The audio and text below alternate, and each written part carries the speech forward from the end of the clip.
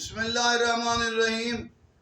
ایام شہادت کے ابو ذر غفاری کی شہادت بڑے عظیم تھے، بڑے عظیم المرتبت تھے، صحابہ میں پہلے درجے کے صحابہ، لیکن افسوس مسلمانوں کے شہروں میں ظلم ہوا، شام میں ظلم ہوا، مدینہ میں ظلم ہوا۔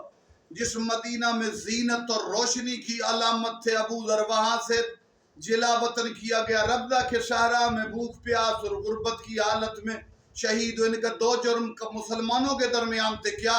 ایک تو دین حق حلال حرام کی وضاحت کرتے تھے، دوسرا کہتے تھے کہ نبی کے بعد علی افضل ہے، اعلیٰ ہے، بلند ہے، نبی کے بعد علی کا نمبر ہے۔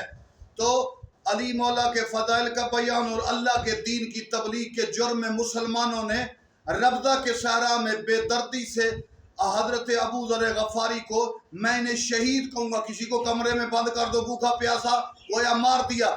لہٰذا تیسری خلافت کے دور میں ربضہ کے صحرا میں گویا ابو ذر بھوک اور پیاس کی وجہ سے مارا گیا۔ امام زمانہ آئے، مولا سے شکایت کرتے ابو ذر کا بہت بلند مقام ہے۔ السلام علیکم ورحمۃ اللہ۔